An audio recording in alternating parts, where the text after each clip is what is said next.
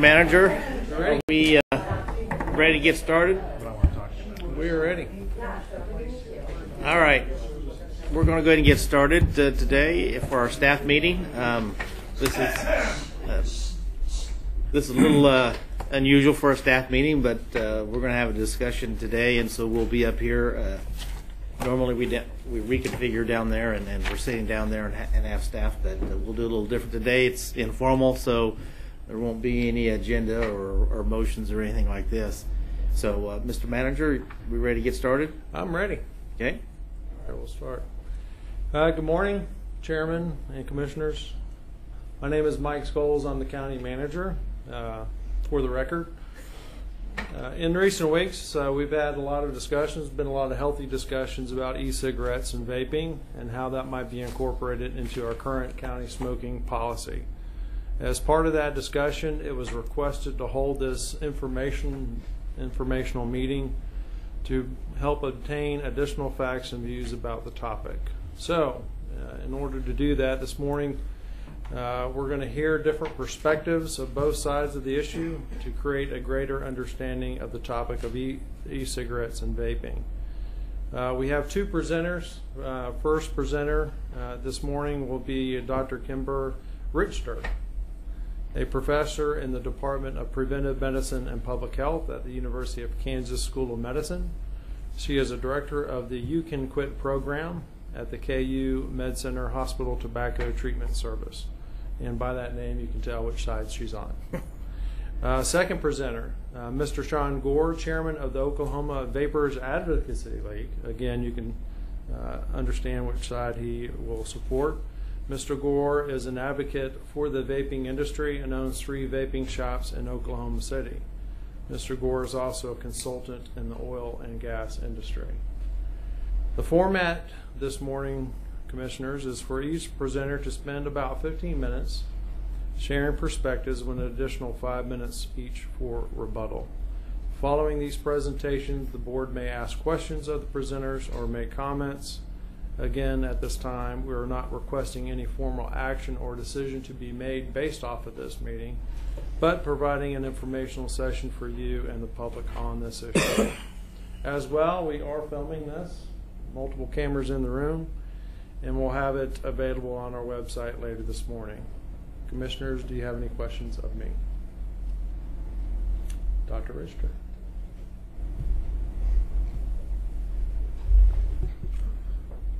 Okay.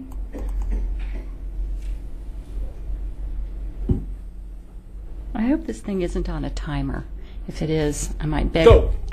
Well, that's the thing. It'll change, but I should move fast anyway. So thanks so much for having me here today. It's a real honor, and I think we know what side I'm on. But I do want to thank Kim Kimenow and Robin Liston, who put together some of the information that I'll be using in my points. Okay, we're going to start with a quiz. Please shout out. I would like to know, from 1990 to 2000, there were 175 deaths from what famous consumer product? Can anybody think what it was? Anybody have any guesses? Hairspray. No?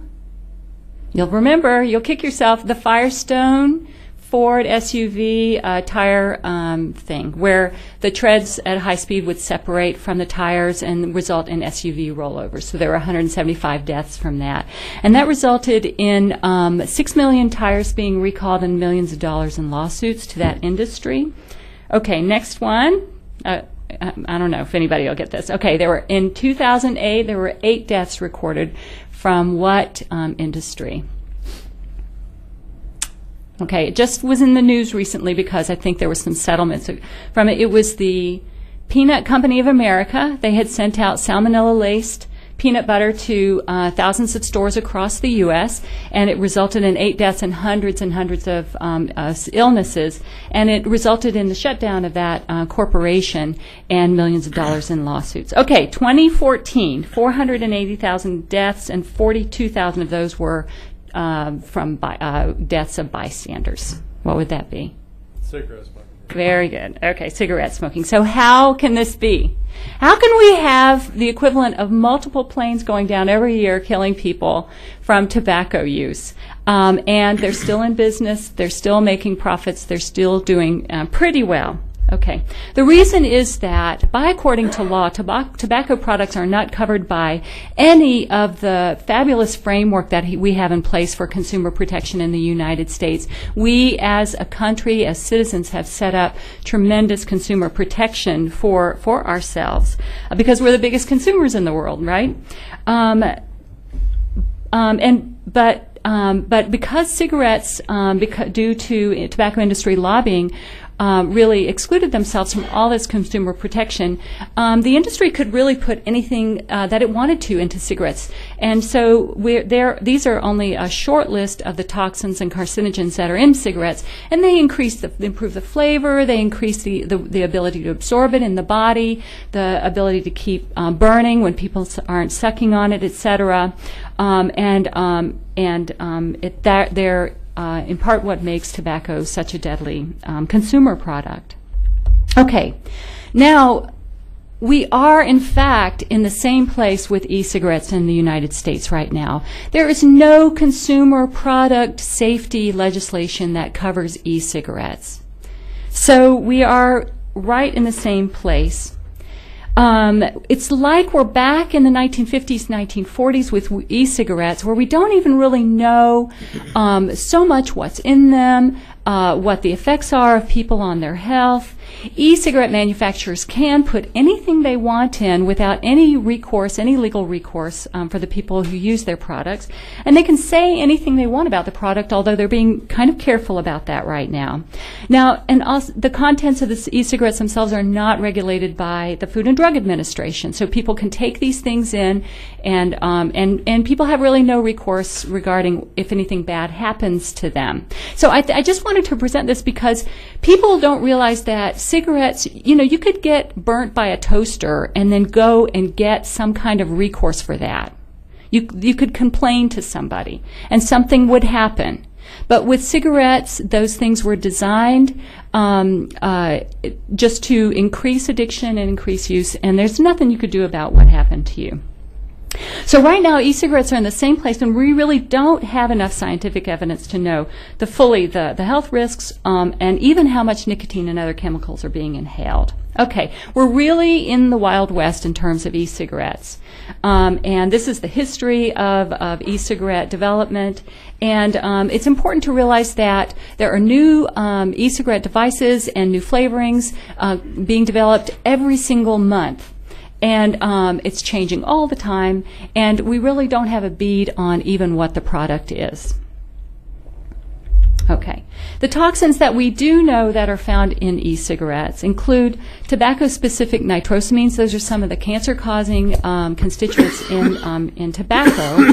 And I guess they've made their way into e-cigarettes maybe through the nicotine. Propylene glycol, which is generally considered safe, but nobody's ever studied what happens when you puff it thousands and thousands of times in small amounts, or when people next to you have to breathe it in on a long-term basis. Diethylene glycol, which is clearly deadly. Genotoxins, these are things that damage DNA in your body. There are a number of known carcinogens to animals that are in the e-juice, the e-cigarettes. Diacetyl, which is a butter flavoring, so when you smell that butter flavoring, it's known to cause serious lung damage. And also there are very high amounts of nicotine, although it varies widely. You can get 3 to 12 times more than in a single cigarette. Sorry, that text is running over a little bit. In the vapor, there's really not a lot of study yet about what is in the vapor, and of course it varies widely. But people have found fine particles of metal, lead, zinc, nickel, and chromium, and high amounts of nicotine at the very least, although it's very early days. Okay, so this is where we are in terms of what we know about cigarettes. And it's important really to realize that although there's a lot of information coming out about e-cigarettes, a lot of that information is industry funded, and we have to realize that industry funded research is very biased. It's designed to make products look good, and it's not a good basis for public decision making. And just again, to go back to the tobacco industry, there were about 44 years where the tobacco industry funded industry-related research. The industry knew that smoking was a cause of cancer by the 50s, but they didn't necessarily divulge all of the information that they knew about cigarettes and their harms. And in fact, they systematically sponsored and funded research that attacked scientific studies that demonstrated the harmful effects of smoking, so that they tried to sow doubt in whatever independent scientific literature was coming out, so that they were basically buying time so that they could keep making money without any kind of with impunity. And we've just got to remember that the fundamental motivation of the industry is to remain profitable by selling a lethal addictive product, and that's the tobacco industry. And their research arm was actually shut down in 1998. Here's some example of tobacco industry funded research. 21,000 physicians say Luckies are less irritating. There's new scientific evidence on smoking. This actually, the little write-up looks like a little tiny clinical trial proving that Chesterfields are smoother and less irritating. In the 70s and 80s, as more information was coming out about the harms of tobacco, the tobacco industry developed light cigarettes that seemed to deliver less tar and nicotine. Now, they knew actually that these things didn't help people quit smoking. In fact, they had very good data from their industry-sponsored research that nobody quit, and people who used light cigarettes were less likely to quit than people who didn't switch to the light cigarettes. But they didn't let people know that either. And here is one of the products they developed. Low tar is important to me, but so is taste. This is Winston Lights. Okay, how did they establish that these things were light? How could they say that they were lower tar and nicotine? They tested the cigarettes in machines that smoked them and told them how much tar and nicotine came out of them. But unfortunately, machines aren't people. And when people smoke cigarettes, they hold those filters. And the way that they made them low tar was by making holes in the filters. But smokers would actually consciously or unconsciously cover those holes. And so what happened was they were actually getting the same amount of tar and nicotine. They were no safer than the regular cigarettes. Okay, so what about industry-funded research for e-cigarettes? Now, we actually have some public policy that has come out based on industry-funded research in England. And there was a study that was funded by the vaping industry, and it came out and said that they thought that e-cigarettes were 95% safer than regular cigarettes. And you would think that this would be funded on the kind of research that we saw before with smoking machines and things like that, but it wasn't. They got 12 people who were supposed to be experts in a room, and they asked them how dangerous they thought they were relative to regular cigarettes. And then they summarized the meeting, and they said that was the information that came out from that, and Public Health England actually changed some of their guidelines in response to that. So, you know, this was industry funded. It really wasn't scientific. It wasn't based on data on the smoking at all. So this is just one example. But it also is really important when you're looking at information from any industry to see what they say and then what they don't say. So you don't need to tell me, but just keep in mind, what do you think these ads are telling you? Okay, e-cigarettes are give you. E-cigarettes are safe to use around. They're sexy, freedom. They're safe to use around your kids. But what they don't say is e-cigarettes are safer to consume than cigarettes. Those ads don't say that e-cigarettes will help you quit smoking, and they do not say that it's safe around other people. Why not? Because the evidence is not there. And if they say it, they might be in trouble. Okay, unlike car wrecks or salmonella, harms from inhaled products can take a long time to come to light. This is a graph. The black line is actually the prevalence of cigarette smoking. The red line is the prevalence of lung cancer, and it took 20 years for the lung cancer alone effects of tobacco to come to light. So the problem with these products is that they take a long time for the effects to come to light. And in that time, people are making a lot of money and a lot of people are dying. There's no regulation or code or law that applies to the safety of this is a mechanical device. There's nothing that covers the safety of the electronics or batteries in e-cigarettes. This happened in Wichita. His e-cigarette exploded, blew holes in the walls. He went back to try to get his money back. He couldn't get his money back from the salesman, and he certainly didn't get help paying for his injuries. Now, this is not going to happen often because most of the explosions happen when the e-cigarettes are charging, but there's also people who are harmed while they're actually using the product. Okay. Last, e-cigarettes are going to be an HR, human resource nightmare. This is off of an online chat group, couple of online chat groups about e-cigarettes. One person was writing about whether that she could ask her manager to ask a coworker to take her vaping outside because she noticed that another coworker was bothered by it, and the woman herself had cystic lung cancer, cystic lungs, and she didn't know what the effects were. Here's another person who was wondering if his vapor was affecting a coworker, and here's some of the responses. Personally, I think your coworker is a word. I consider vaping a lot like smoking. This were some other responses. I'd never do it anywhere that I wouldn't normally smoke, especially not in the office. And the other response is the same. So there's going to be, if it's allowed inside buildings, there's going to be a lot of disputes going on. Now, it's also important to realize that e-cigarettes can be used with hash oil, and there are also specific e-joints for sale that come preloaded and are odorless. So these things could be in the workplace as well. Now, it's also important to remember that e-cigarette companies are tobacco companies. A lot of the bigger brands have been bought out by tobacco industry, and this industry is really, really good at walking the fine line between safety and profits. Well, at crossing the line in safety and making a lot of profits. So the question is, should we permit consumer products to be sold and used until they're proven unsafe? That's usually the way we go in the U.S. Or should we limit exposure to products until they are proven safe? And I guess I would argue, given the tobacco industry's skills in getting away with murder while making millions of dollars and still doing it, we should choose option 2 with e-cigarettes.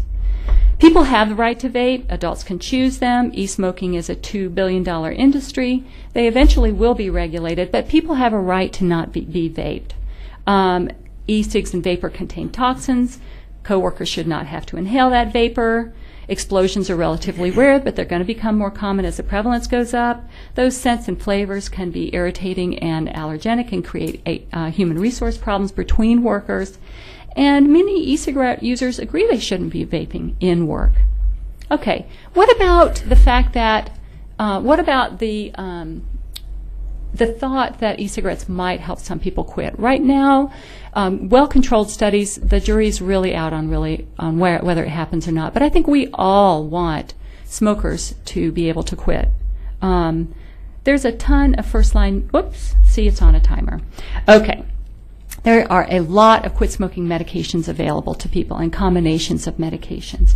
And the nice thing is that the effects of these things are well known. So if you use bupropion, which is Zyban or nicotine replacement, it'll double your odds of quitting.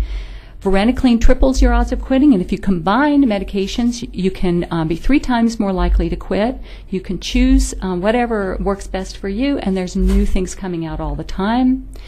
Medicaid in Kansas covers all quit smoking medications, and also new health insurance plans and marketplace plans all cover medications at no cost to consumers, so they're widely available to people. Okay, so should we permit e-cigarettes in buildings? I suggest no. They contain toxins, the vapor contains toxins, they're unregulated, they're owned by the tobacco industry, explosions and fires can occur, and it will be an HR nightmare. Okay, thanks. Thank you very much. And I think we'll have the next presenter, and then we'll allow you to rebut.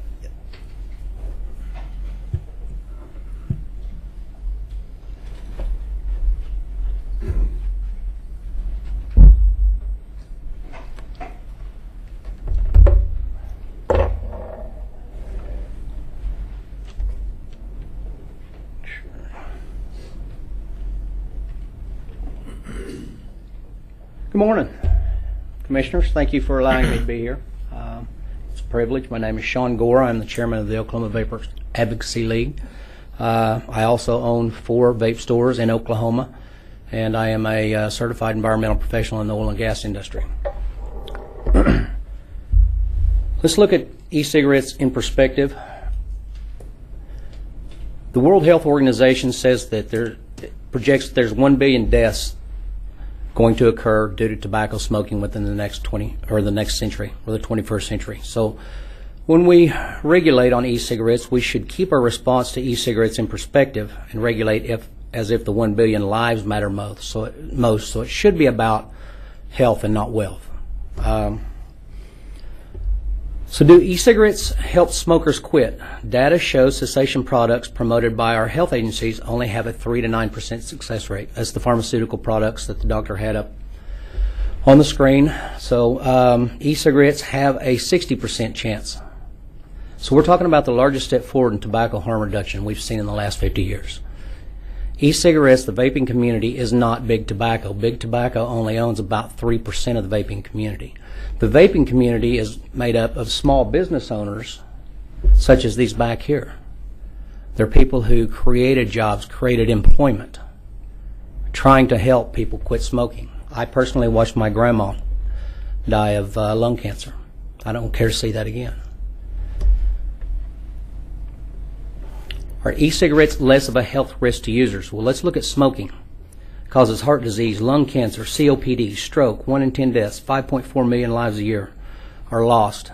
Proven risk, up to 4 times greater coronary heart disease, up to 13 times greater for chronic constructive lung disease, etc., etc.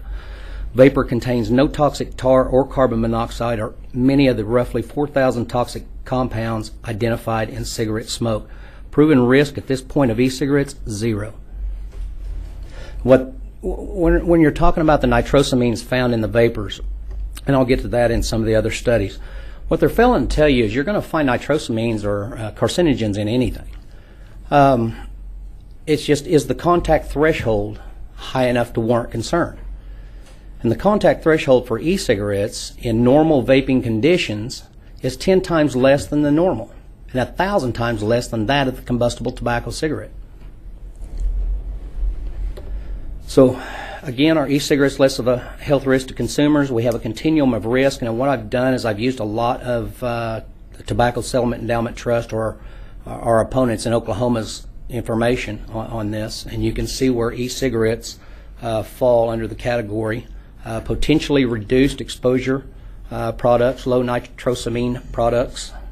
Another continuum of risk, this is a newer one, they even fall further in that. You can see all the links where I pulled this, European Addiction Research. Here is a circulation put out by the American Heart Association. They demonize e-cigarettes, but they can't deny the studies show that smokers who want to quit without professional help were significantly more likely to report abstinence using e-cigarettes than with traditional cessation aids or going cold turkey. Another one, a small retrospective study of pulmonary function and symptoms in smokers with asthma who switched to e-cigarettes found no adverse effects of e-cigarettes, but rather the e-cigarette users had improved pulmonary function and reduced severity of asthma. And you know, whenever they want to talk about nicotine, with the introduction of the nicotine patch in 2000, a study was conducted in Stanford University. They found that nicotine actually stimulates the growth of new blood vessels. So they're very hopeful that this will play a big role in diabetic patients because circulation is poor and there's a lot of amputees. So they're looking at that right now.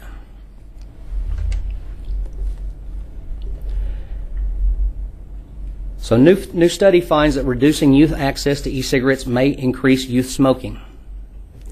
We don't want our youth going back to smoking. We don't want our youth vaping.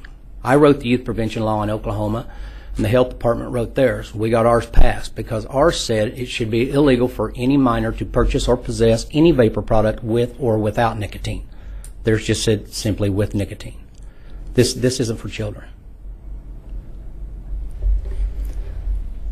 E-cigarettes use for quit smoking is associated with improved success rates. You can see the links on that. Here's the UK public health organization's pushback, the Public Health England. This, to my knowledge, was not an industry-funded test. The link is there. I will give all you county commissioners a copy of this PDF, and you can follow the links and look it up yourself if you want. But Public Health England come on board saying that they're 95 to 99% safer and 60% more effective, and 12 other European or British health agencies came on behind that, and there's a list of them there. So does vaping present a health threat to bystanders? No, it doesn't. Is secondhand smoke from e-cigarettes dangerous from those exposed to these fumes? Well, number one, secondhand smoke only comes from combustible cigarettes, not vapors. It has to be combusted. This is vaporized. A peer-reviewed research at Drexel University reviewed more than 9,000 cases of e-cigarette usage and closely analyzed the vapor in these liquids, and they concluded that the health risks were too low to be of concern for both the puffers and the people in their vicinity. Another study research shows e-cigarettes are vastly safer than smoking and pose no secondhand risk to bystanders. And third, a Clearstream air study conducted by Dr. Farsalinos with the Cardiac Health Center in Athens, Greece, concluded that it would be more unhealthy to breathe air in big cities compared to staying in the same room with someone who is vaping. Smoking bans have largely been justified because of the risk posed to others by environmental tobacco smoke. E-cigarettes contain no side stream smoke. Gateway. What we found is it doesn't. It's not a gateway to smoking. Actually, we've found that it's the other way around. Gateway research is not finding e-cigarettes to be a gateway to smoking. It didn't seem as though it really proved to be a gateway to anything, says Dr. Theodore Wagner, Assistant Professor of General and Community Pediatrics at the University of Oklahoma Health Science Center. Another Harvard study, e-cigarettes not a gateway to smoking. And research shows that if anything, e-cigarettes are a gateway away from smoking. This study verifies that e-cigarette use does not renormalize smoking, says Dr. Farsalinos. So when you look at it, less than 1 in 300 ever go back to smoking. It's pretty good odds when you're trying to get people away from combustible cigarettes. Smoking rates in Oklahoma declined to an all-time low. Adult smoking in Oklahoma has decreased by 19% in the past 4 years. We're seeing that all over the country. According to the survey results for 2014, 7.6% of Oklahoma residents say they are using e-cigarettes to eliminate tobacco use. So the preliminary data suggests that a majority of vape store customers are exclusive e-cigarette users too. So you want to talk about poisonings? I contacted Scott Schaefer with Oklahoma Poison Control. Here were our numbers in 2003.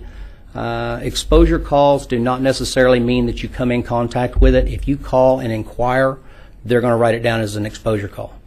So topping the list was pharmaceutical products with over 21,000, household cleaning chemicals, cosmetic products, then tobacco and nicotine with 287. Of the 287, only 77 were from e-liquids.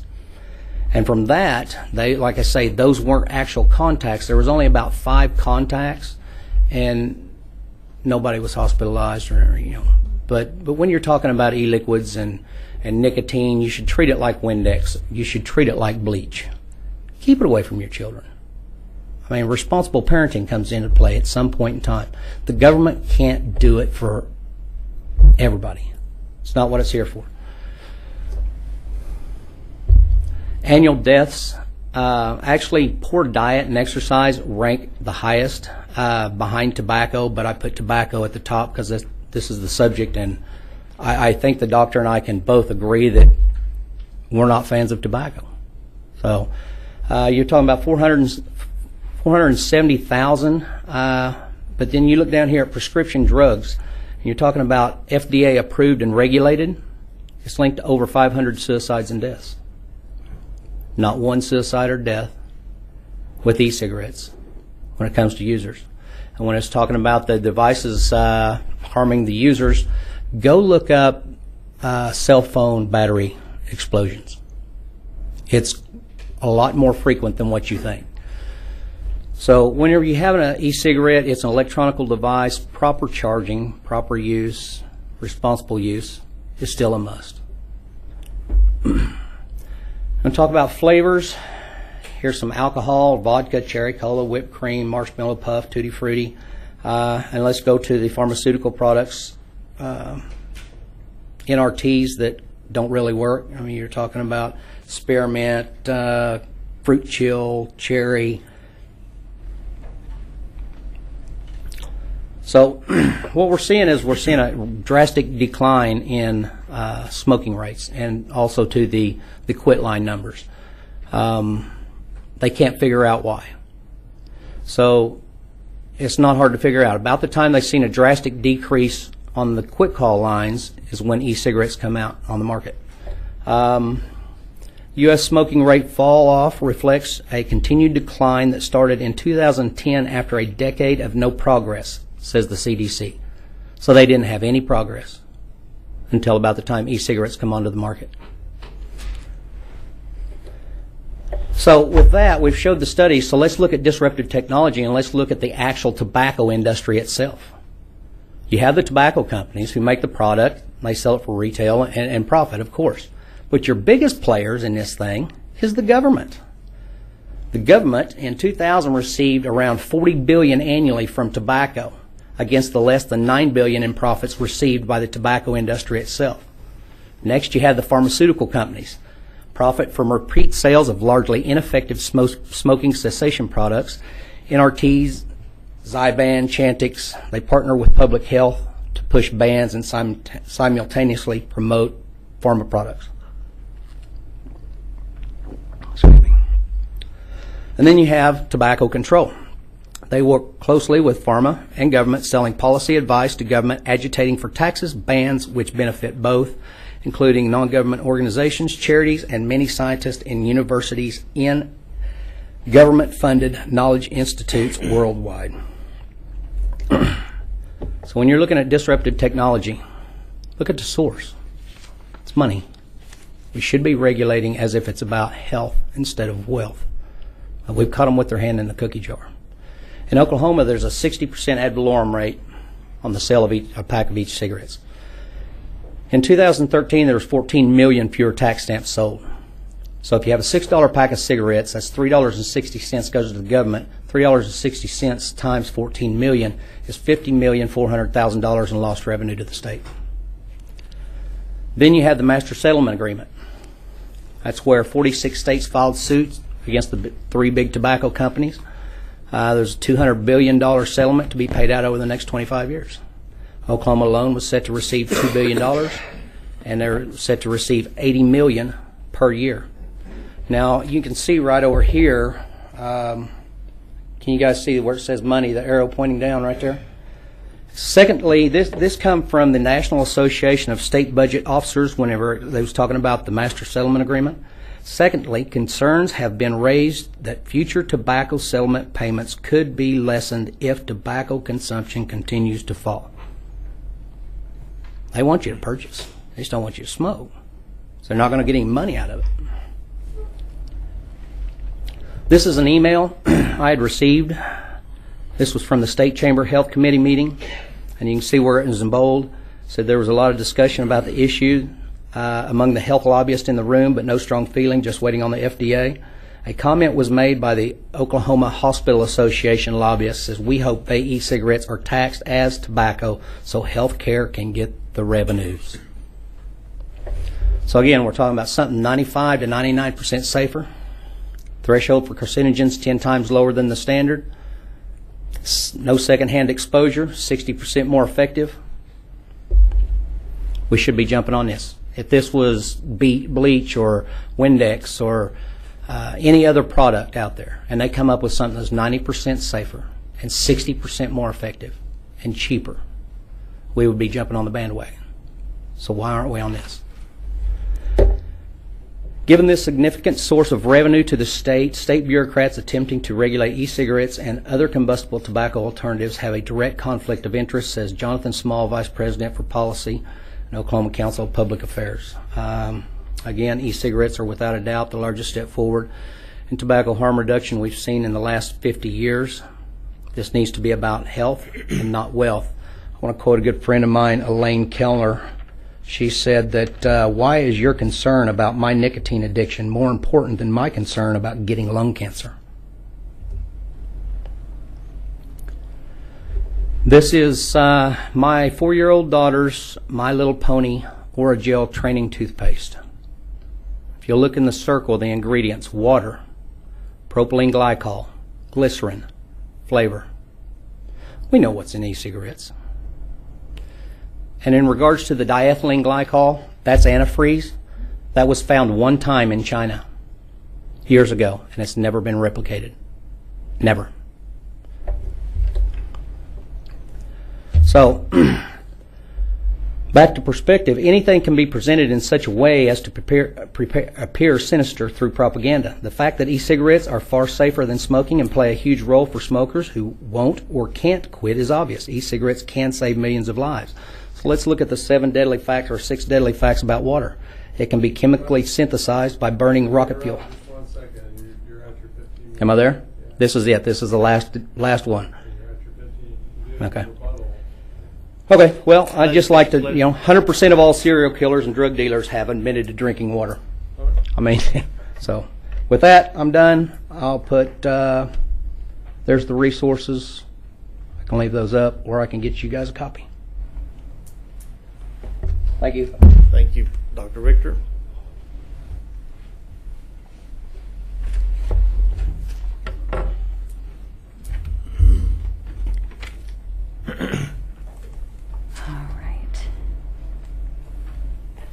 I'm just going to open up my talk and go back to one of the slides. Okay.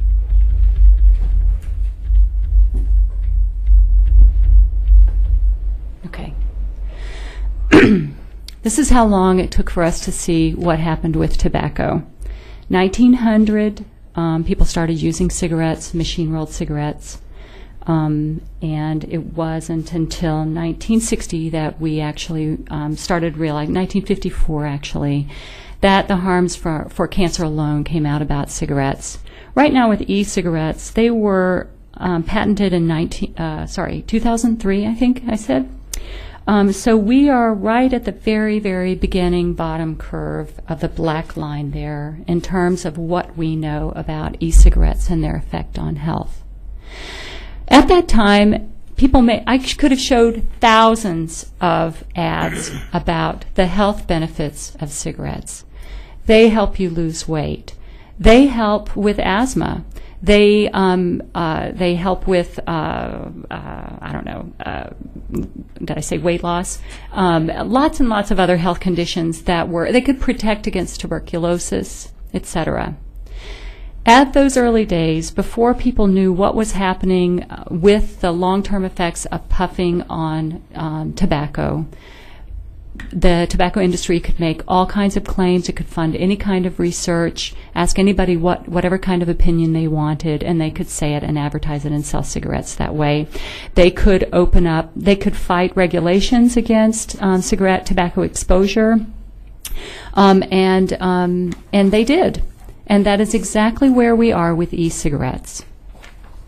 Now, right now, until we have better data on the effects of e-cigarettes and the vapor on people's lungs, we really don't have an idea of whether we're going to end up in the same place about 80 years from now. My dad died from congestive heart failure. He started smoking in World War II. My mom died of congestive heart failure and COPD. She started smoking in World War II. I, again, do not want to see this happen again. I don't want us here 80 years from now looking at these curves from other things. The tobacco industry owns the e-cigarette industry. 80% of the brands that are sold are manufactured by the tobacco industry. Of course, cigarettes, like e-cigarettes, are sold by small business people. But the industry itself is owned by tobacco. We should not give this industry a pass, and we should not expose our co-workers, people who are co-workers of people who use e-cigarettes, to these health harms. When we created a clean indoor air law, it was not about the health harms to the people who used tobacco. It was about whether the choices that people who use tobacco made should be visited on their coworkers. And the answer is no. Until we know what is in the vapor, until we know the health harms of e-cigarettes to bystanders, We should not permit exposure of these things in the workplace or in any other public settings. The argument is not, do e-cigarettes help people stop using tobacco? If I felt they did, and I felt they did it safely, I would be buying stocks in that industry, because I treat 1,000 people a year in the University of Kansas Hospital who are there because of smoking.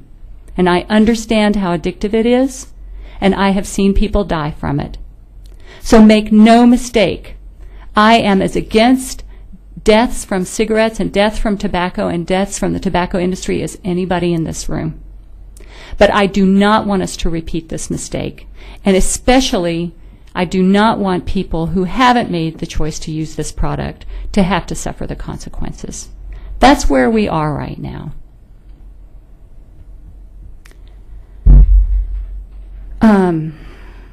I'm sorry, Sean, I can't remember your last name. Sorry? Gore.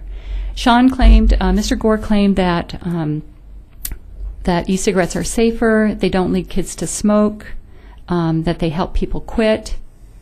But in fact, we have a lot of studies that actually say the opposite, who are funded not by the industry, who are publishing in peer-reviewed journals. And he only presented, just like the ads present, one side of the story. Okay, so I could go back and forth on that. I have a list of resources. I think you have them before, but I don't know. I should just leave it at that. We can have some question and answer, and I look forward to that.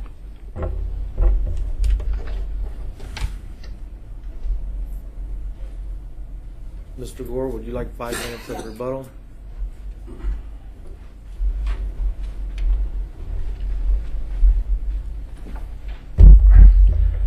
Actually, the first e-cigarette patent was actually filed in 1963. I have a copy of it on my phone if you guys want to see it. The tobacco industry or the vaping industry is not owned by Big Tobacco. I don't care what anybody says. They have 3 to 9% of the industry, and they stick to their own sales. We don't want anything to do with them. We get our hardware from China and other countries, and we get the products to make the e-liquid here in the United States, and not from Big Tobacco. We don't want Big Tobacco around us. It's a problem whenever they sponsor or jump in favor of one of our bills that we're trying to run, because the health departments always say, well, it's a Big Tobacco bill. No, it's not. Our youth prevention bill, I wrote myself. Big Tobacco had nothing to do with it. But our opponents kept saying that it was a Big Tobacco funded bill, and it's not. So with that, on the studies, we use peer-reviewed and independent studies. What we found with our opponents, just like the American Heart Association, yes, I did pull the good stuff out of it, but they also do the same thing. We're playing the same game they're playing. They want to demonize it. We want to show that it can help. Should we keep studying? Absolutely. We never want to stop. But this isn't the 1950s. We know what's in these things. We know it's safer. And our technology is so much better. So, thanks. All right, at this time, I'll open up to questions from commissioners, and they are free to ask questions of either presenter. Okay. Commissioners, do you have any questions? I do. Commissioner Howell. Well, thank you, Mr. Chairman. I just first let me just start by saying thank you both for being here. I know you traveled here to make your presentations today, so thank you for taking the time to do that. Let me just start out by saying I'm not a smoker. I have never smoked anything. I grew up in a home that had 2 parents that smoked. My motivation today may be different than everybody else's. Excuse me. My motivation may be different than everybody else's because I don't have a financial interest in this at all. I'm not invested in either side. Someone made an accusation the other day that I took campaign contributions from the tobacco companies, and although I guess that is true, that's not what brought me here today. In fact, they found out with a little bit more research that I took in more money from the Sedgwick County Medical Society and some other medical groups, and so I think it was more than double or almost triple the amount of donations, and so those are not motivating my comments today in any way. But I did grow up with a couple of parents that smoked, and I think everybody agrees we know a lot more about tobacco smoking today than we ever have. I have a couple of questions I'd like to ask Dr. Richter specifically. Are you familiar with? Yes, please go to the mic. Are you familiar with any of the changes happening in the country of Sweden regarding the topic of tobacco harm reduction? Have you ever heard about that or studied that issue? Yeah, Swedish snus, which is manufactured in Sweden, is widely available and widely used there. And have you seen any positive cultural changes in that country as a result of that government basically promoting? Yeah, the really nice thing about snus is that when somebody uses snus, it doesn't affect anyone around them. And there are a lot of long-term, very long-term studies that have been done on snus that looks like it is actually a lower harm product. The snus that is made in Sweden, manufactured in Sweden, regulated in Sweden, than smoked tobacco, because it doesn't have any kind of vapor or smoke. So it doesn't harm bystanders, and it's definitely reduced harm. Would you ever give someone advice to use that as a way to get off of tobacco cigarettes? I would not, because we have 7 FDA-approved medications, and we know exactly how well they work to help people quit tobacco. And also I know that most people can get them for free, and that we can help them adjust the dose to get them off of tobacco completely, because snus is not actually harm-free.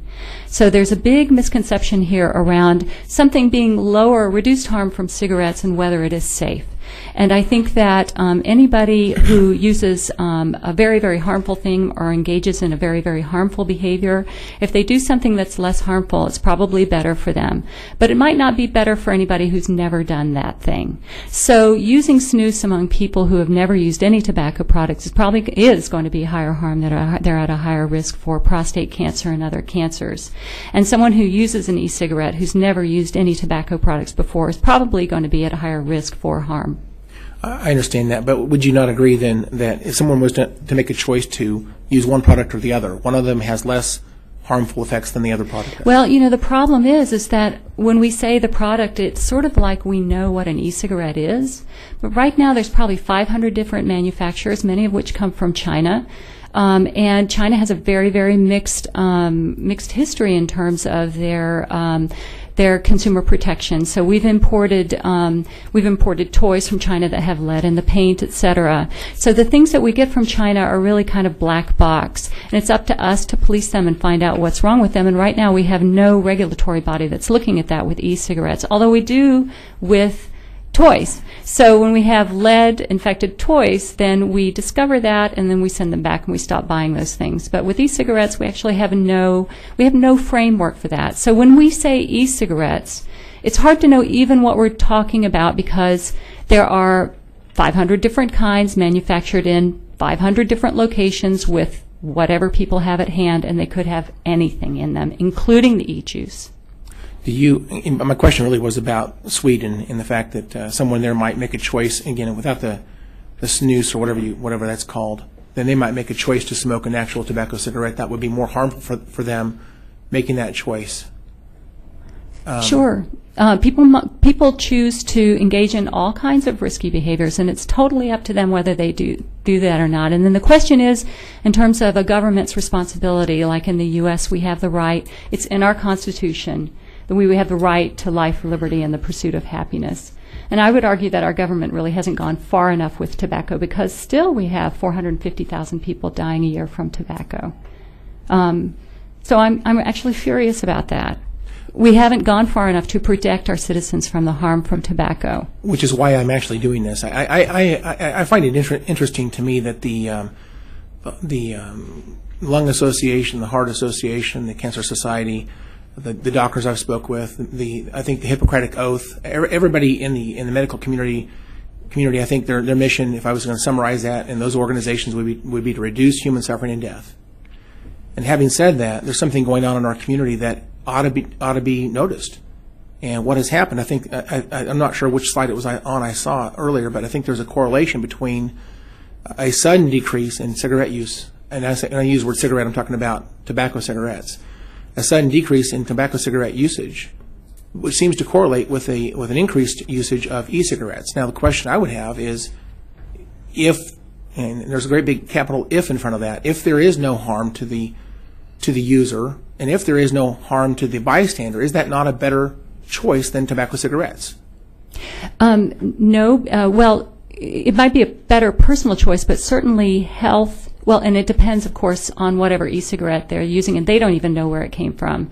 But health professionals certainly should not be behind e-cigarette use, because we have 7 different FDA-approved medications that we know help people quit using tobacco, and that's in fact why, under the Affordable Care Act, we've totally cracked open access to those medications for people.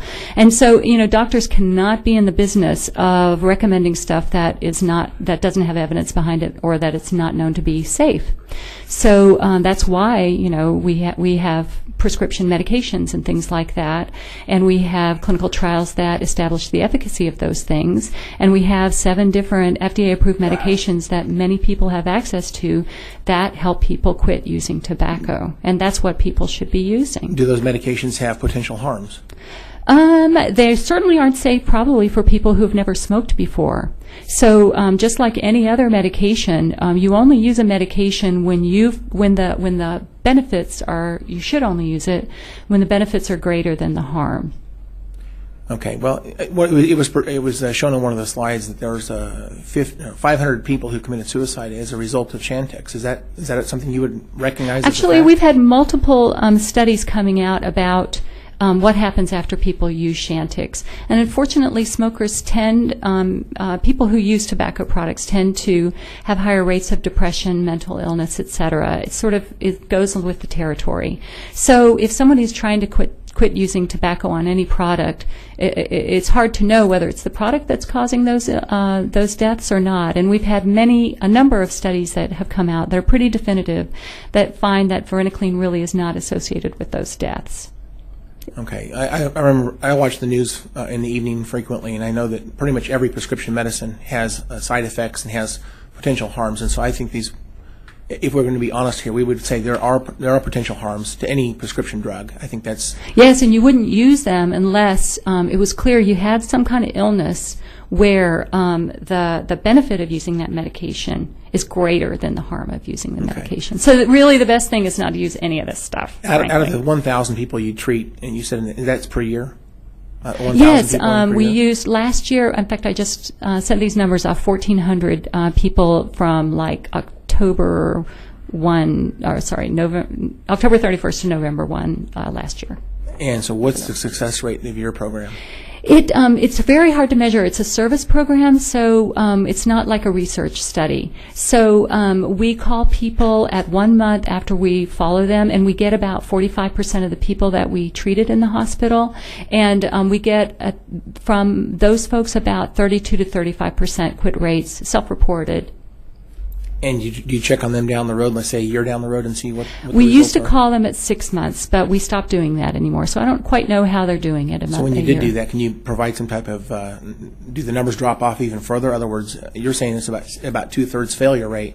Yes, with any of the smoking cessation products in a one shot, like if you give somebody 1 round of treatment, then the quit rates are going to range anywhere from 20 up to, like if they get dual pharmacotherapy, up to like 37-40%. And we've seen some higher quit rates. And these are biochemically verified quit rates, so when people report that they quit, usually the studies will go and follow up with them and then test them to see whether they're actually quit or not. And so those are biochemically verified, so we know that those are people who are no longer using any form of tobacco product. Yeah. Okay. So that's one problem with the industry-funded research, is a lot of the data is pretty soft. They're not biochemically verified, so we don't know whether people are telling the truth or not.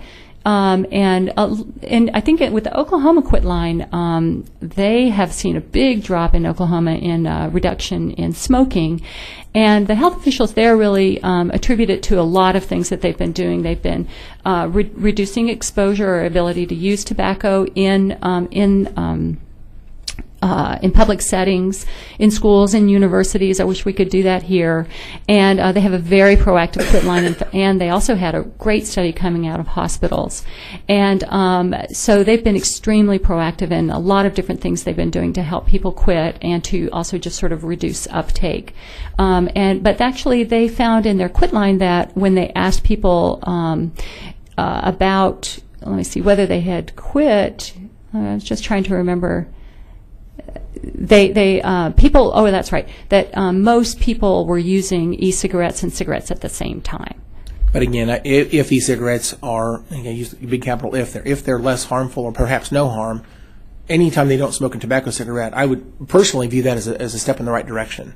If they smoke cigarettes less than they normally would. Yeah, then I would say, it's a huge if, and the problem is that there's no regulation of e-cigarettes. There's 400 different manufacturers. So you could say if this e-cigarette, but how many people get that e-cigarette that test has been done on? Before we have regulation of these products, it's really hard to make generalities about what the health effects are of them. The fact of the matter is that there are people, I've got testimonies in front of me, a few of them at least, that talk about people who have been addicted to cigarettes for decades, who made attempts to quit over the years and were unable to do that.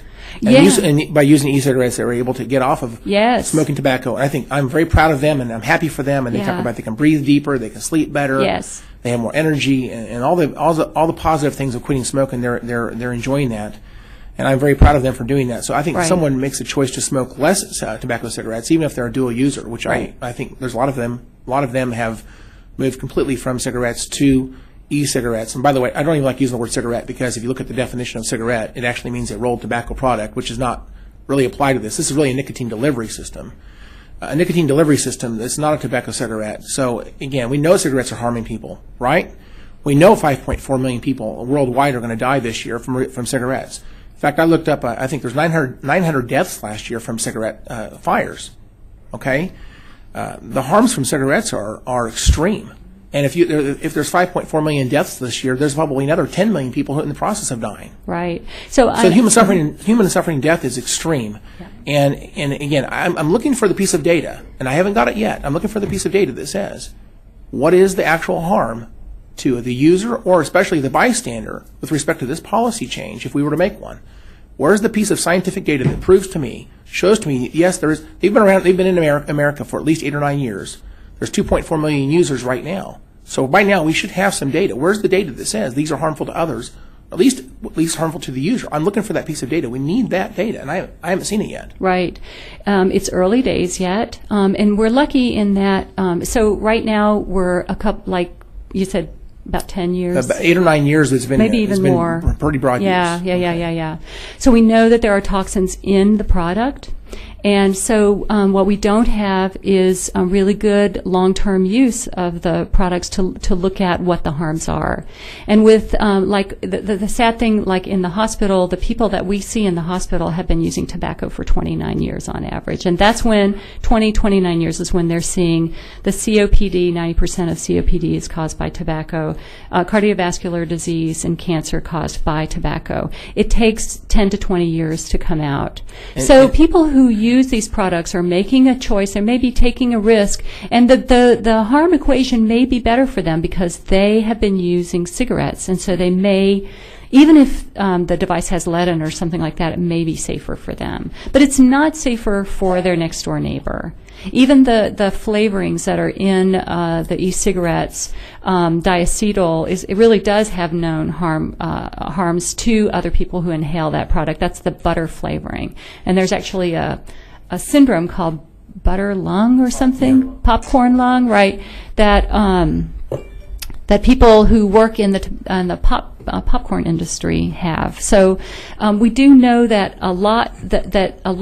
some of the things that have been found in the e-cigarettes are carcinogens, and there have been some studies on the vapor, but it's really early days yet.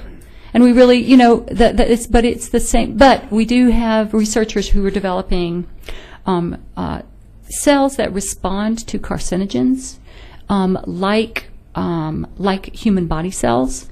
So it may be that we can short circuit the research turnaround to actually be able to identify there may be some e-cigarettes out there that are safer and that won't and are regulated or that would subject themselves to regulation eventually that won't have health effects. And we may be able to find that in a 5-10 year period.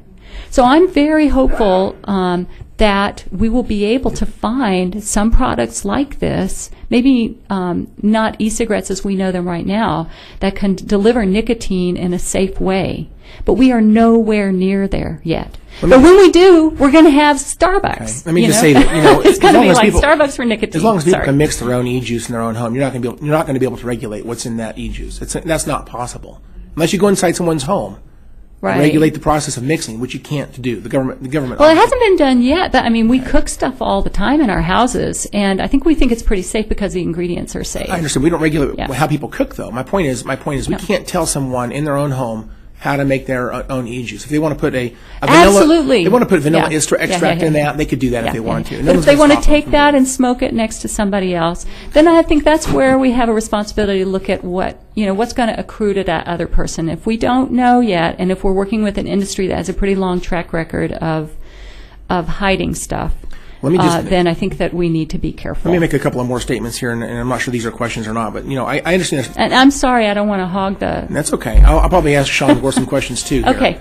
But there's primarily 4 ingredients in e-cigarettes that are known today, and one of those is a variable. There is propylene glycol, which is used in hospitals and the ventilation systems to eliminate or reduce lung infections. There is, and that's an FDA-approved substance for human consumption. There's also vegetable glycerin, which is another FDA-approved substance for human consumption. And by the way, these are used in food substances, including that toothpaste that was on the other slide by Sean Gore. There's flavoring, which could be a variable. Could be anything from nothing to you use your imagination. And I believe most of those flavorings are again, FDA-approved for human consumption. And finally, nicotine, which nicotine is very much like caffeine. And I'd like you to comment on this, but I see a lot of similarity between, you mentioned nicotine being a toxin. Well, you guys prescribe nicotine patches. You guys prescribe them as a method to get off cigarettes. So you're prescribing someone essentially almost like a chemotherapy. You're prescribing them a poison if that's true, trying to help them. But the toxin that you refer to as nicotine is very similar to caffeine. They're both stimulants. They're both addictive. They are both. Neither one of those are carcinogens. But it seems to me like there's a lot of similarity. So we essentially know that the ingredients in e-cigarettes.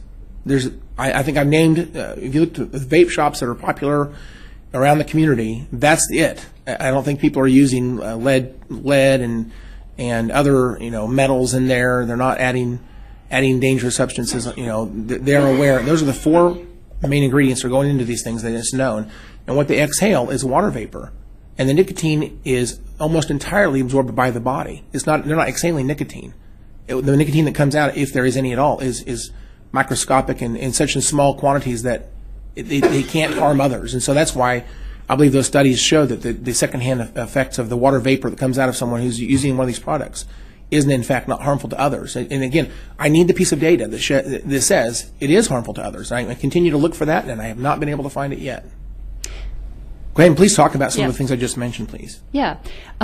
Yes, nicotine is a toxin, and I would never prescribe it to somebody who had not been addicted to tobacco products or e-cigarettes because it can be harmful. But actually, you can sort of habituate to it, and you can get used to it, and then it's going to be okay. So the harm benefit for people who are smoking cigarettes and are exposed to all the stuff that come in cigarettes is fine for somebody to use nicotine replacement.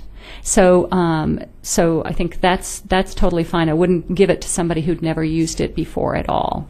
I think I had shown you a list of things that of stuff that had been found, toxins that have been found in e-cigarettes that are toxins that are known animal carcinogens, that are diacetyl has known harms, and some of the other diethylene glycol is deadly, and those were found in actual e-cigarettes. So that might be a smoking gun for you. I'm not sure. Maybe it's okay. I mean, I think what you don't know doesn't mean that it's not there, right? Yeah, if they find one that did, one instance back in the last decade that did this, that may not be compelling.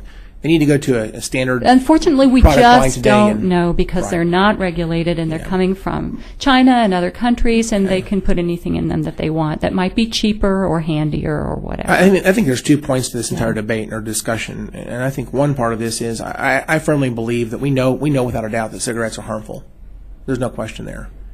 And my motivation personally is I think that it ought to be something that we should not treat e-cigarettes or the nicotine delivery systems, if you will, the same as actual tobacco cigarettes. And by doing so, we're actually missing an opportunity. Something's going on in our community where people are naturally, through the free market, are going from something that's killing them to something that is arguably less harmful and perhaps has no harm. And that's what's going on around us. And I think for us to treat them the same is actually missing an opportunity. I want to make sure you're aware that the Reynolds Company, I think there's other, whoever they work with, there is intended to be legislation in 2016 session for them to add e-cigarettes to the state's Clean Air Act. Because, again, the Clean Air Act was passed under the premise that secondhand smoke from cigarettes is harmful to others. They're going to make the claim that vapor from e-cigarettes is equally harmful to others and therefore should be added to the state's Clean Air Act. And it's going to be a very difficult thing for them to prove. But it's interesting to me that the medical doctors and the tobacco companies are on the same page, which I think also adds weight to the fact that they're not invested in e-cigarettes the way that you claim. Because why would they argue for something that would harm their industry? I believe what they're doing right now in Topeka is financially motivated. They would rather have people hooked on cigarettes because that's their business model. And the more people who are addicted to smoking, the more money they make. And so what they've seen is something that's happened naturally in the community where people have gone from tobacco cigarettes to e-cigarettes. They've lost market share and they've lost financial profits. They're trying to combat that, and so they're going to do this through legislation. And they're actually going to introduce legislation that you might actually agree with. They're trying to actually add e-cigarettes to the state's Clean Air Act, which I think ought to cause you concern. I actually agree with that because we have a really sad history here, and I tried to talk about it in my presentation, and that is when the tobacco industry came out with low tar, low nicotine cigarettes. And actually people were suggesting that smokers switch to them to reduce their harm from cigarettes.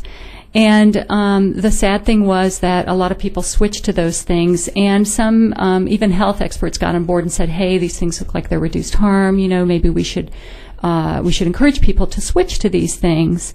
And unfortunately, when further studies came out, they weren't industry-sponsored studies, we found that people were not at any lower risk for any health consequences from smoking, and they were getting all the tar and nicotine that they were getting from their regular cigarettes because of the way that things were manufactured. So, I think that because this industry has had such a terrible record in really ignoring the consequences of use and creating products that look like they're safer, that no one wants to give them a pass anymore. And we have 7 FDA-approved cessation medications with known efficacy, and we're really opening up access to those things, and that's what people should be using. But as a clinician, what I do, when somebody asks me, I'm interested in these things, what do you think about them? I say, hey, it's wonderful that you're interested in reducing harm from, smoking. What makes you interested in that? We'll talk about it. And then I'll let them know what's available to them in terms of the medications and also new combinations of the medications that aren't available. But if they that might be free to them, okay? But if they still want to try the e-cigarettes, that is fine. But what I want to do is have them come back in and see how it's going for them. And if they quit, that is wonderful. But if they don't, let's change strategies.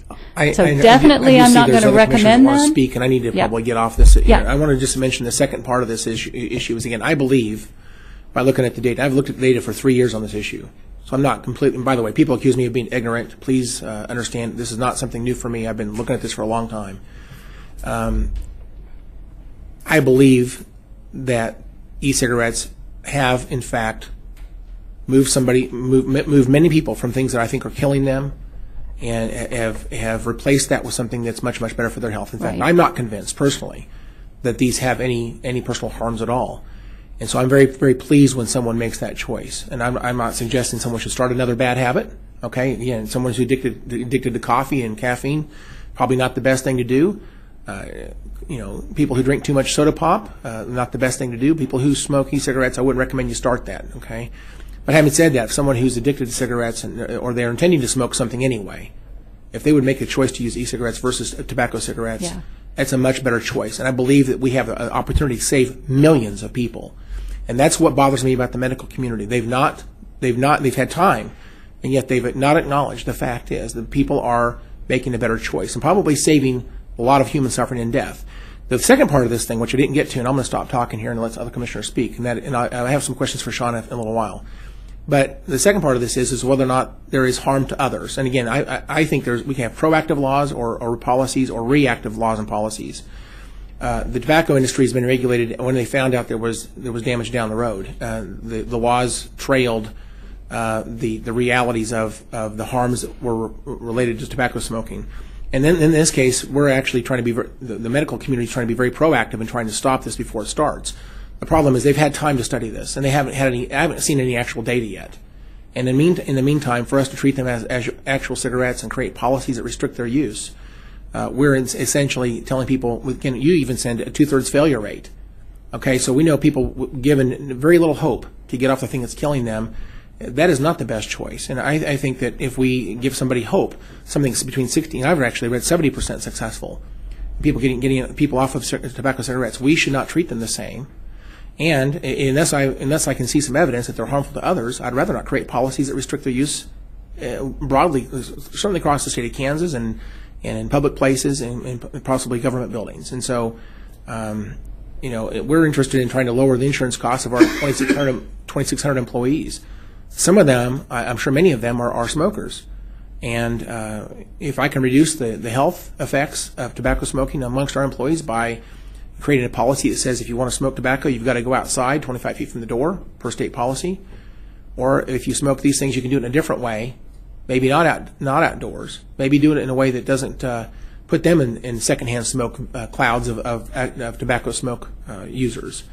I would rather see our employees encouraged to use the things that are most effective to get off tobacco cigarettes. And I believe that this is game-changing. We have an opportunity right now, and rather than taking the political position that says we're going to ban these because they look like cigarettes because we don't know what's in them and we haven't proven that they're harmless, that to me is a proactive approach to this. And the consequence of that is accepting the fact that there's more human suffering and death. And that's what bothers me the very, very most about this whole issue. I'll stop talking. That really isn't a question. That was more of a comment. I see there's other lights on. I'll have some questions for Sean Gore in a little while. Thank you, Mr. Chairman. Commissioner Peter Jones. Well, thank you, Mr. Chairman. I'm not going to preface my remarks like Commissioner Hall did to the extent except to say if anybody wants to come by my office, I'll be happy to show them my finishing paperweight I have in my office from the first marathon I completed. I hate to say how long ago it is. It says on the medallion or in the paperweight. So in terms of where I'm coming from on the issue, I've got questions for both the folks who testified here. Since Dr. Richter is closer to the podium at the moment, I guess I'll begin with her. I've seen the state statistics, and I think they're correct. Hundreds of thousands of people are killed as a result of lung cancer attributed to tobacco use each year. Should we ban cigarettes? I don't think so, because I don't think we want to create a new illicit drug and all of the problems that go along with that. I think we should regulate it. Tobacco is harmful because it is widely available and it is deadly as it's being delivered right now, and it is addictive. And I think we need to work on all the fronts to make it a safe consumer product so that we don't end up with another illicit drug and illicit drug problem on our hands. Well, let me ask then, is in terms of regular cigarettes, as tobacco cigarettes, is there anything in them that's addictive besides nicotine? I think so, although I'm not familiar with exactly what those things are. But I think that there are a few other components of cigarettes that add to its addiction potential. I think nicotine is by far the biggest culprit. Well, my question then would be, in terms of e-cigarettes, is there anything in them addictive besides nicotine? Not that we know of, but then again, we don't really know what's in them. I mean, we have some testing, we know that we have some idea, but you've seen an e-cigarette, and I mean, I'm sorry. So, I mean, some people are putting hash oil in them, and some people are using them as a marijuana. That would be illegal. It would be illegal in any country. Well, let me ask you. You made a comment. Sorry, I didn't know what you were getting at No, there. Okay. I was interested in terms of what else we've identified that's addictive in it, as opposed to, you'd mentioned a number of elements and chemicals that get exposed to, and that gets into a interesting area. I don't know whether I'm going to proceed into that or not, because I want to try and keep this as focused as I can. There used to be, when I was younger, talk about, hey, he's a heavy smoker, he's a 2-pack-a-day person. Do we have any sort of threshold with vaping and your expertise in terms of a 2-pack-a-day vapor, or how often, or how much, and where's the threshold? Because nicotine, I guess a stimulant would probably be the chemical description, and please correct me if I'm wrong on that assertion. Mm-hmm. At some point, there's a threshold where it becomes a toxicity, or it becomes, it's a very small amount, can be toxic. I've been, according to some of the studies that some folks have provided to me. So I'm trying to understand at what point we move from a stimulant to a toxic substance. It's really, stimulant to toxic substance. I mean, it's all nicotine. I mean, it doesn't change or transform, does it? No, I don't really know. I used to know, because I don't know how much nicotine, for example, would take. It depends on the person and what they're used to, because people adapt to the nicotine. So, a person who's new who's never used it before would only have to smoke one cigarette to maybe perhaps even feel sick, and that's 2 milligrams. Somebody who has a 2-pack-a-day smoker, they might have to smoke 4 to 5 packs to feel sick from it. Okay. Well, the reason I mention it, I mean, you mentioned zinc and chromium, just to mention 2 elements, and I brought my book on that, and I'm going to mention it just because, zinc is, if I take a multivitamin, zinc's one of the items, and it's an essential element in a small form, but in a larger form it's toxic, and that's where I'm trying to get into. Right. Chromium's another one that in certain forms it's a trace element that's helpful, mm-hmm. but in the wrong form, right. wrong isotope or compound, right. it's highly toxic. Yep. So distinctions that make a difference, and I'm trying to understand this because my background's as an economist. I'm trying to internalize, right. trying to figure out a way, if there's a way to internalize the externalities that are being described here, and that's why I wanted to try and get a better understanding in terms of the questions. If I can switch to Mr. Gore for a minute, please. Did you guys want to see those? Not right now.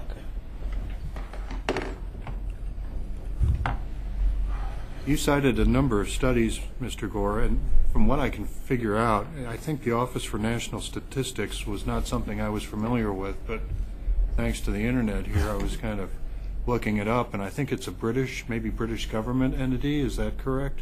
I believe so. Okay. Have e-cigarettes been more available? Most of the studies you cited were European. Have e-cigarettes been available in Europe much earlier than they've been available here? Is that why? Yes. Is there some difference there?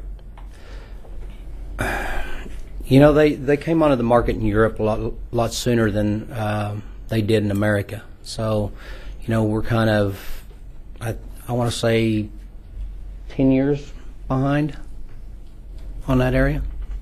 So they've maybe been using them for approximately 10 years, or more frequently, or higher threshold than here? Ahead of us, yes. Let me ask you, as the owner of 4 vape stores, I mean, if a customer came in, and who would be the equivalent of a 2-pack-a-day vapor? I mean, is there such a thing? My dad. Oh, okay, but how much vaping would that person be doing? Well, yeah, we was talking about the thresholds on nicotine. The lethal, what they know for ingestion is 50 to 60 milligrams. We don't do anything over 36. You're not even going to get 36 on the inhalation. So, you know, you're talking about. I just don't know that anybody's going to use a full bottle of 36. You know, a day. Well, how long would a full bottle last? I mean, how many vapes would you do? I was a pack and a half a day smoker, and a 20 ml bottle at that point in time would last me about a week. So my wife and I spent $400 a month on cigarettes. That dropped to about $30. Do you have any feelings in terms of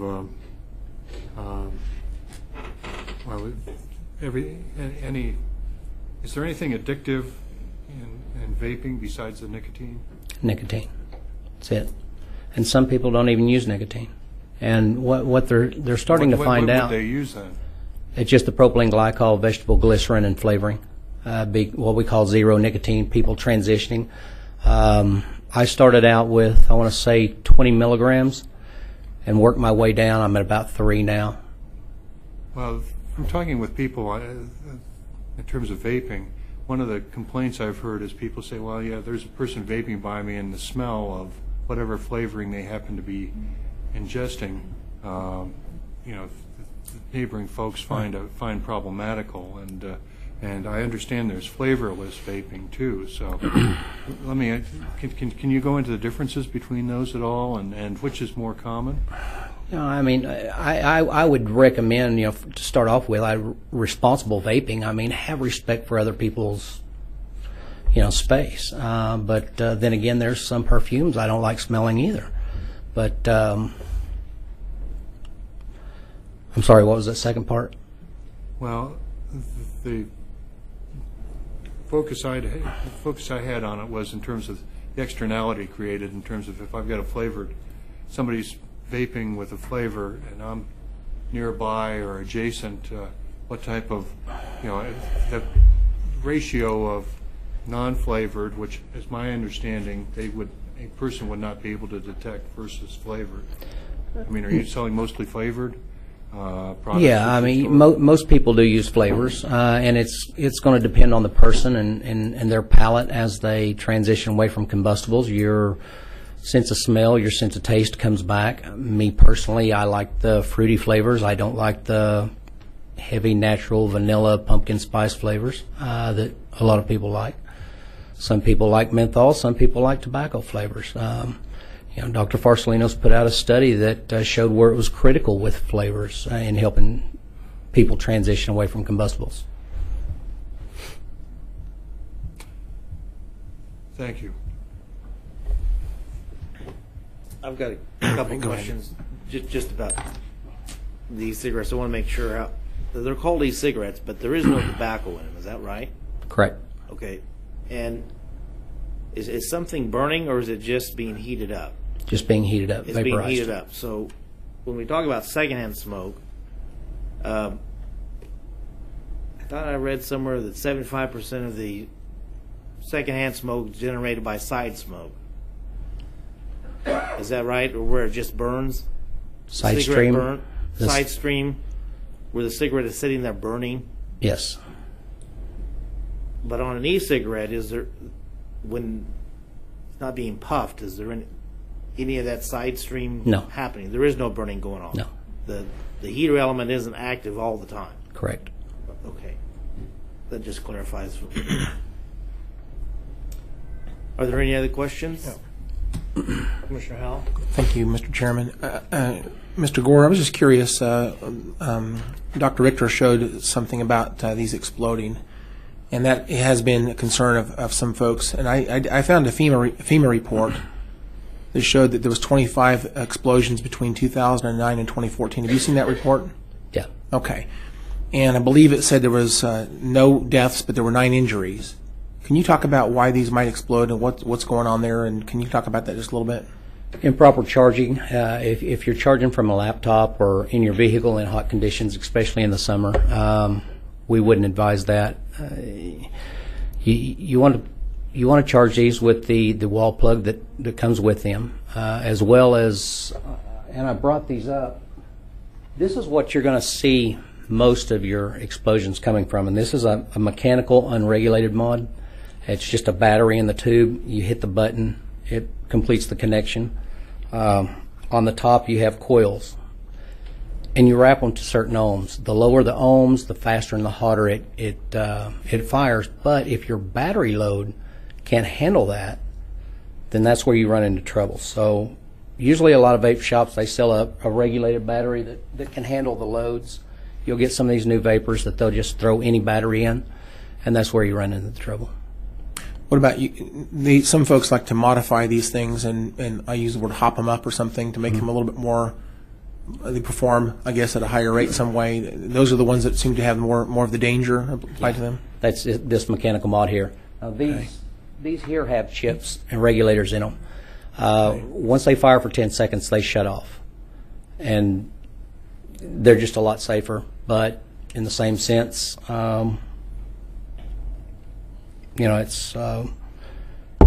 it's preference, it's choice. Can you talk a little bit about the any studies that you've seen regarding the water vapor that comes out when someone's using one of these? What about the secondhand harms? Can you talk about what's in that and any evidence you might have to talk about how that is not harmful to others, or whatever your position is? Yeah, I can't remember off the top of my head what are in them, but when you're talking about the Clearstream air study, Dr. Farsalinos, he had said that it would be more detrimental to breathe the air of a heavily populated city. Dr. Mike Siegel with the Drexel University did a study called Peering Through the Mist that concluded that there was no risk to bystanders. And these are peer-reviewed and published studies. What about formaldehyde? I've heard that's that theory. Each one of you are exhaling formaldehyde right now. The human body makes it. And it's not a byproduct of the. It can be a byproduct of it, but it's way under the contact thresholds to warrant any concern. It's like parts per million is so low, it's not something you need to worry about. Okay. Are you familiar with the what's going on in Sweden with regarding tobacco harm reduction? Have you been aware of all that going on over there? Some. Okay. I raised the issue because that's how I became aware of this entire topic, was that Sweden has really led the world in trying to find a way to stop human suffering and death with cigarette smoking, and they've promoted everything else as a way to get off of tobacco cigarettes. And they've actually now they're seeing the benefits of that effort. The heart attacks and the lung cancers and things like that in Sweden are not like other countries. Let's see, I had a couple other questions here. Somebody mentioned the word e-joints. What is that? I think Dr. Richter mentioned that. E-joints? Yeah, e-joints and hash oil. I don't know. We're strongly opposed to any type of illicit drug being used in these. There only needs to be 4 ingredients: propylene glycol, vegetable glycerin, flavoring, and nicotine, so when desired by the user. To use any illegal narcotics in these makes it a crime. You can use a can. You can use an apple. There's a number of things that you can use to use illegal drugs. Most of the folks that come to your shop, are they former smokers? Every one of them. Okay, and are a lot of them dual users, or a lot of them gotten off cigarettes as a result of using these products? We mainly see the dual usage whenever somebody is transitioning from the combustible. It's the security blanket. So myself, it only lasted about two and a half days. Some people it lasts a lot longer. But yeah, I mean, any time that you switch from the combustible over to the electronic cigarette, you're not going to want to put the pack of cigarettes down. It is your security blanket. Good. I asked Dr. Richter about nicotine being a toxin. Can you talk about that? Is it a toxin? Well, at certain levels, anything is a toxin. I mean, too much of anything is a bad thing. Right. So at the use that you guys are using it, that's not a toxin. I'm not sure even how the word toxin is defined, but it seems like if someone's consuming this and it's not causing any long-term effects on them, right? In large quantities, it might be harmful, but in the quantities that are being used by a typical vapor, that it's not a non-toxin at that level. The best that they can find is between 50 and 60 milligrams of oral ingestion of pure nicotine. It can be harmful to an adult human. I don't think consumers should be able to get anything over 36 milligram. When you're talking about mixing the e-liquid, we've written up some standards and pulled them back because we just didn't have the verbiage polished. But when you're talking about 1,000 milligram nicotine being broke down, you need to have some type of lab type environment for the safety of your employees, the quality of product. 100 milligram nicotine, bacteria-free paint, walls, stainless steel tables. But when you already have the pre-nic base brought in, and you're simply adding flavors, that's really no different than going to a 7-Eleven and getting a Dr. Pepper and adding cherry and vanilla. I see. I think that the United Kingdom is much more advanced in this entire issue. I remember reading something just a few weeks ago where the United Kingdom, I think, is recognized the value of e-cigarettes with regards to cessation, putting that tool in the toolbox. Correct. Is that something you remember reading about or learning about? But and like the doctor said, we don't call it a cessation product. We call it an alternative smoking solution. If we go to claiming it's a cessation product, even though you are ceasing the combustibles, then you become in the pharmaceutical category with much more stringent guidelines. Okay, but the country is moving in that direction. They're actually absolutely. They recognize. I guess they recognize. Their medical world over there has recognized the value of e-cigarettes and trying to get people off of tobacco cigarettes. Because when you're talking about the NRTs, pharmaceuticals, it's a 3 to 9% success rate. Do you have any stories or any evidence of anybody that's ever been harmed by e-cigarettes? Can you talk about that? Not me personally, no. You don't know of anybody at all? Just what I've read. Okay. All right. Well, that's all my questions for you right now. Thank you. Okay. Are there any other questions from Mr. Gore, from other commissioners? I just wanted to ask you, Mr. Gore, you said you quit smoking tobacco with this. Had you tried other things before that? Yeah, I've tried Chantix, tried the inhaler, tried the gum, the lozenge. Funny story, I was actually judging a bull riding one time, and I had a patch on my back, chewing my cheek, a dip in my lip, sucking on a cigarette, puffing on the Nicotral inhaler, chewing on the gum. Didn't work. Okay. These worked.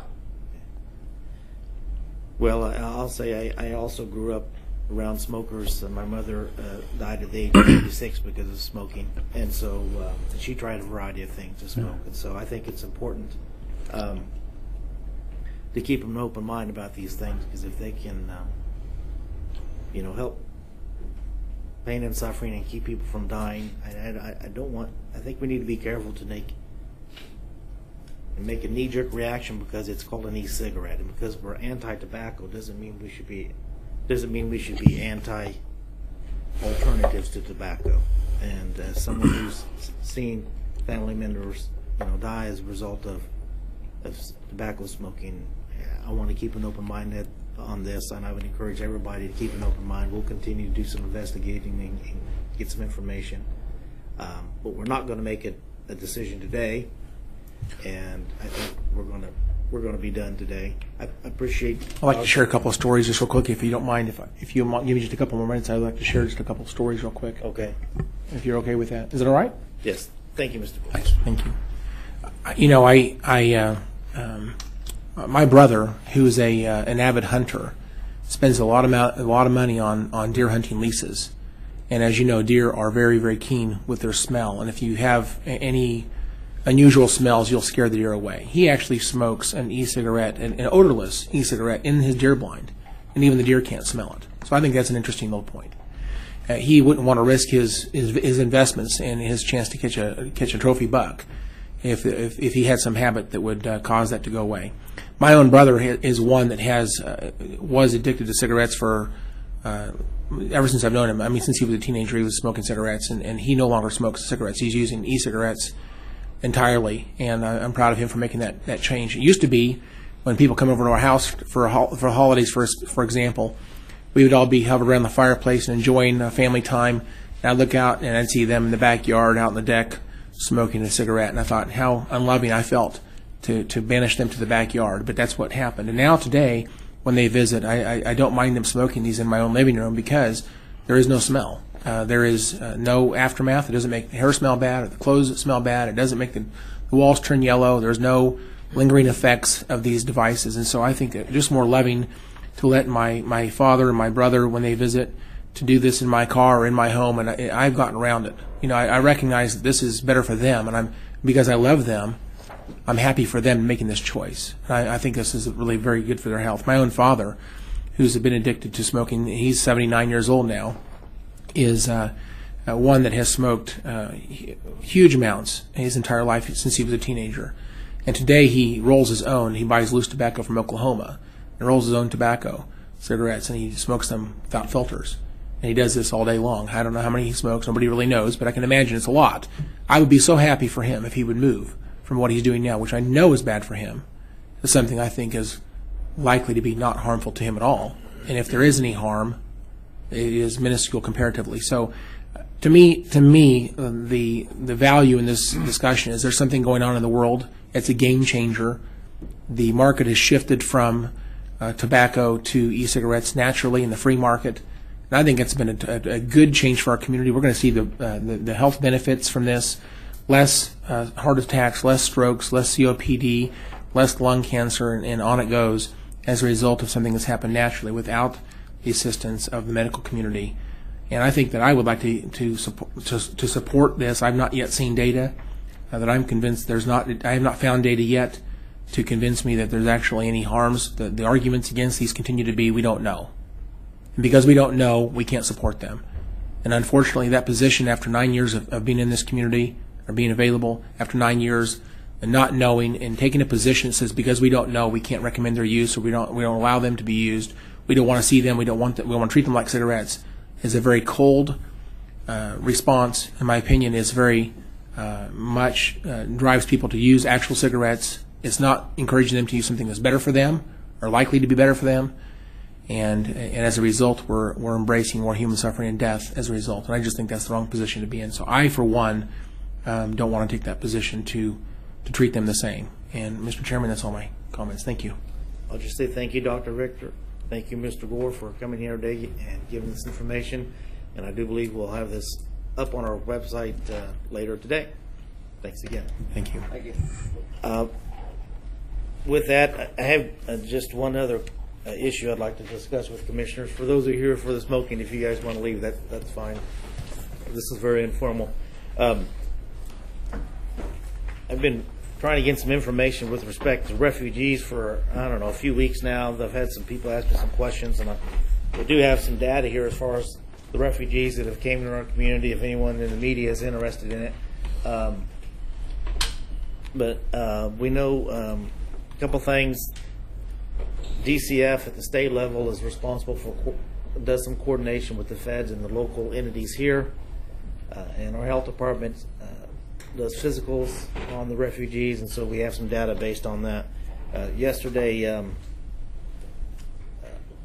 the governor did sign an executive order stating that no government agencies would assist in Syrian refugees coming here, and I know Congressman Pompeo is also co-sponsoring a bill, H.R. 3314, which would put in a moratorium on all refugee settlements until Congress has the time to review the national security risks.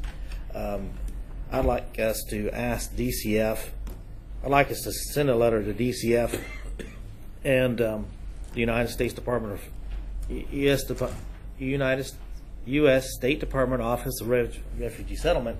Send a letter asking them if they suspend all refugee operations within Sedgwick County until we have a coordinated plan that allows all municipalities and law enforcement entities, everyone involved, to have a plan on how to do this, and so that we can have some sort of input into this or not. Because certainly there's security issues, there are government benefit issues. It affects the cities, the counties, the school district obviously is wanting more money because of refugees. So there's a lot of issues going on here, and I've had it's been interesting trying to find out how this works, because I know some citizens have tried to figure this out, and it's really done directly. Well, there's not a lot of information out there. The federal government doesn't ask us for permission, doesn't give us any insight on what's going on. They prefer to work directly with the private entities, and so I think we need to have some visibility on this. I've also suggested we ask DCF does have to send reports to the federal government once a quarter. I've asked for them to get, or I would like to ask them to send us the last 8 reports and put us on distribution for any future reports, so that we can just get information out to people and to ourselves, and so that we have some input into this overall process. So I've had staff draft some language, and I'm giving it to commissioners. I'm just asking if there is a consensus to at least send these letters and proceed in this route, and try to ask them to allow us to participate in the process. That's all I have to say.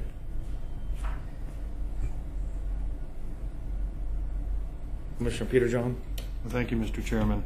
I think it's important for us to take all appropriate roles and actions that we can, and I know the federal government has in many cases set up specific rules for local government input, and I think we should take full advantage of them, and I think we'd be in a better position to be proactive than reactive, and I'm sympathetic to the idea on the letters, and I also have a couple items I want to bring up before we get finished here today that I want to bring up as off agenda at tomorrow's meeting too, Mr. Chairman. So Okay. I wanted to make you aware of that. All right, Commissioner Unruh. Christie, this is just sheets with the numbers put together on one page in case someone from the media wants it. Dave? What would this letter, or how would this help us in addition to what the governor's letter has done? I mean, where are we headed with this? Well, this addresses all refugee resettlement operations, not just those from Syria. Okay. We have lots of refugees in our community. We've got. Is that what this chart is about? Yes.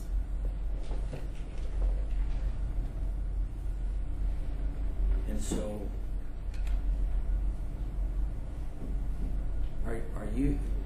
is our letter asking that we suspend any and all services to this group of people? Is that what? No. This asks them to stop future resettlements activities until there's a process in which we can be involved in that. Okay. But is that kind of what the governor has also said? Now, he has issued executive order said no state agencies will use funds to resettle Syrian refugees. Okay. So. But he has not said all of it, and he's not. And I don't know what I haven't read exactly everything that he said. I'm not sure he has called for local municipalities to have a voice in this matter, and that's what we're asking for. Okay, We so have no. The primary thrust of our letter is that we want a voice in it.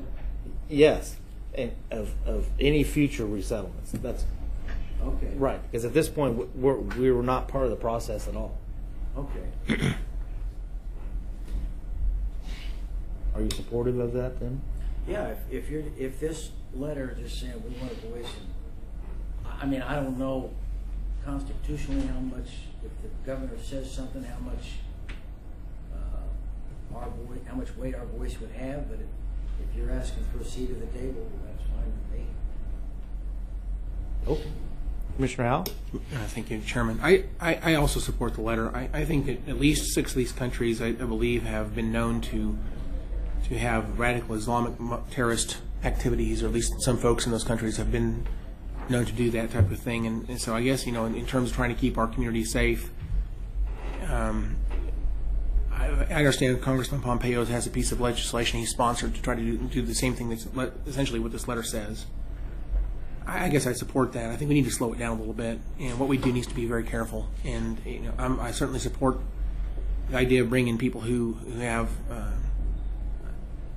very little choice and they're being persecuted in their own home countries to assist them. I think is the right thing to do, but we got to do it in a way that doesn't put us at risk. And so I think this letter is important. We need to slow it down and understand what we're doing before we just potentially put people at risk. So I would support you in sending the letter out. Thank you. Commissioner Norton, do you have any thoughts on it?